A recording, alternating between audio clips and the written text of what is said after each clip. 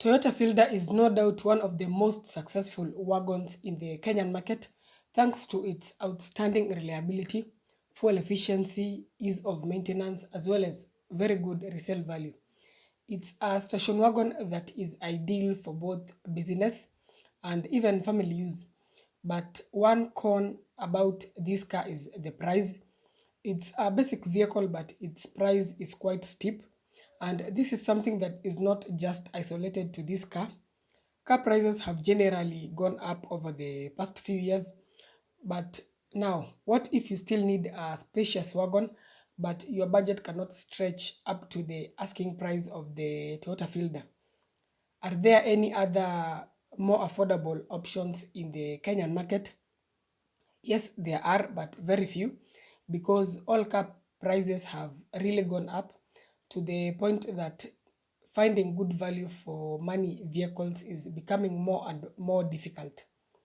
So, which is this other wagon? It's the Nissan Wingroad. Is it a worthy consideration? That's what we will be finding out in this particular episode. We will compare these two wagons in depthly to find out which one is the most ideal option. So please stick around for that. Do consider subscribing to the channel for more informative content on cars as well as bikes. And welcome to Akevoto Reviews.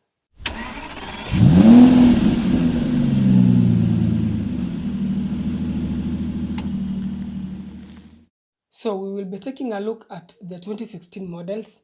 The 2016 Fielder is the third generation, which was in production from 2012 till present, while the 2016 Wingroad is also the third generation, which was in production from 2005 till 2018, and that was quite a long production time. Let's begin with the prices of these wagons. A 2016 Fielder will currently set you back between 1.5 to around 1.95 million shillings, depending on the trim level. As always, higher trim levels with low mileage are more expensive. In fact, there are even Fielders with sunroofs, though they are a bit rare, and if you find one, it will definitely be more expensive. A 2016 Wingroad, on the other hand, is going for between 800,000 shillings to around 1.25 million. So that's a huge difference. It's an underrated car, and there must be a reason for that, which we will try to find out in this video.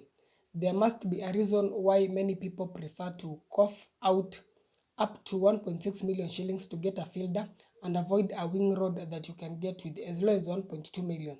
Let's now move on to the engine options. The Fielder comes with three: a 1500cc, an 1800cc, and another 1500cc, but in hybrid configuration. As for the transmission options, there's either a CVT or a 5-speed manual, and the vehicle is available in either front or all-wheel drive. Now, these engines are very reliable. They have been tried, tested, and proven over the years. Toyota just keeps making small improvements rather than trying out something new, and this has really paid off in terms of long-term reliability. Power-wise, the 1500cc petrol makes a lot of economical sense, especially considering the very high fuel costs. In fact, you really don't need the 1800cc. The 1500cc is powerful enough. The hybrid, as always, will give you outstanding efficiency, but there's always the inevitable fear of expensive battery replacement sometime to come.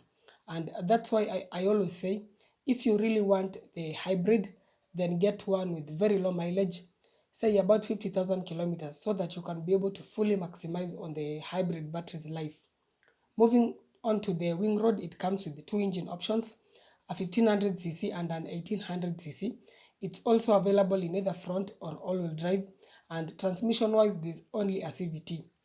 The Advan, which is the basic workhorse version of the Wingroad, is available in a 5-speed manual transmission. In fact, some even come with a 4-speed automatic. But as for this Wingroad, you'll mostly get it with the CVT.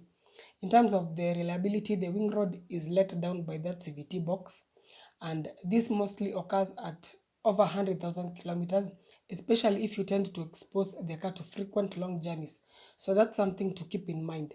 The solution is installing a transmission oil cooler, and also ensure that you service the car with the correct required parts, oil and fluids. because some of these issues can just be easily prevented by careful maintenance. For example, there have been cases of people using ATF instead of CVTF in these cars, and that's something that can also cause issues in this transmission. Power wise, the 1500cc is good enough for even long journeys, and it's reliable as well. Let's now talk about how efficient these vehicles are. These figures will always depend on how you drive, how well you maintain the car, and also on how much weight the vehicle is hauling. The 1500cc in the fielder can achieve up to around 18 kilometers per liter, the 1800cc up to 15 kilometers per liter, and the hybrid up to an impressive 30 kilometers per liter. And of course, in traffic, the efficiency will drop depending on how heavy the traffic is. The 1500cc in the Wingroad can do up to around 16 kilometers per liter, while the 1800cc up to around 13.5 kilometers per liter. The Wingroad is slightly less efficient than the Fielder, and that's partly to do with the weight, as we will see in a short while. The Toyota Fielder has a 42-liter fuel tank for the non-hybrid variants, while the hybrid variants have a slightly smaller 36-liter tank. The Wingroad, on the other hand, has a 45-liter tank. In terms of the ground clearance, both are quite decent, measuring in at around 160 millimeters.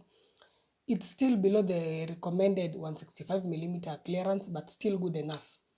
The braking power is made possible in both vehicles by front ventilated discs and drums at the back. As for the carb weight, the Fielder measures in between 1105 to 1180 kgs, with the hybrid variants being the heaviest, while the Wingroad measures between 1180 to 1320 kgs, and this heavier weight is part of the reason why the Wingroad is slightly less efficient. Lastly, some of the extra features you can get in these vehicles include fog lights, alloy wheels, keyless entry and go, steering mounted audio controls, a navigation screen that also doubles up as the backup camera display, and automatic AC. In addition to this, the Toyota Fielder can add a sunroof, while the Wingroad can add an aero body kit as well as a bit of exterior chrome treatments to make it look a bit more premium. So now, with that out of the way, how about their exterior and interior designs? Looks are subjective, but I tend to think that most people prefer the Fielder's exterior design. It tends to look a bit more well proportioned compared to the more bulky Wingroad. But there's this variant of the Wingroad known as the Rider Outtake, which looks a bit better. It has a body kit, projector headlights, and chrome treatments on the bumpers and grille. It definitely looks way better than the more basic trim levels. Interior wise, these are basic vehicles, nothing much to talk about. They are simple, straightforward, and functional, with most controls located logically where you'd expect them to be. The interior quality of materials is all plastic, which is okay because they will last a long time. The Fielder is spacious enough at both the front and second rows, though the Wingroad is a bit more spacious and feels wider. So three people will feel just a bit more comfortable at the back. The boot space is good enough in both wagons, and if more space is needed, the back seats can always be folded down to increase the loading capacity. So now, before I give my recommendation, let's quickly talk about the pros and cons of these vehicles, beginning with the Toyota Fielder. This is a very reliable wagon that is efficient, spacious, and affordable to maintain. The spare parts are just everywhere and are also well priced. To add on to this, it also has very good resale value. These cars sell like hotcake. Their demand is always very high, and this brings me on to its first weakness. Due to that high demand, they have also become thief magnets. The rate at which Axios and Fielders are being stolen is quite high, and once they have been stolen, they are either sold or disassembled and sold in parts, because even the spare parts are in high demand. So you have to really be careful. In fact, a car tracker is not enough because the car can still be stolen. Yes, you may find it after tracking, but you may end up finding a shell after most parts have been disassembled. You may maybe consider installing a steering lock or gear lock in addition to a car tracker. And there are also many other car security systems nowadays in the market. So there are always ways in which you can ensure the security of your car. Another con is the expensive hybrid battery replacement. And this is a con that is inherent to all hybrid vehicles. So you can either buy the 1500cc non-hybrid, or if you really must get the hybrid, then get one with very low mileage. The last con is that this is a bit of an overrated car.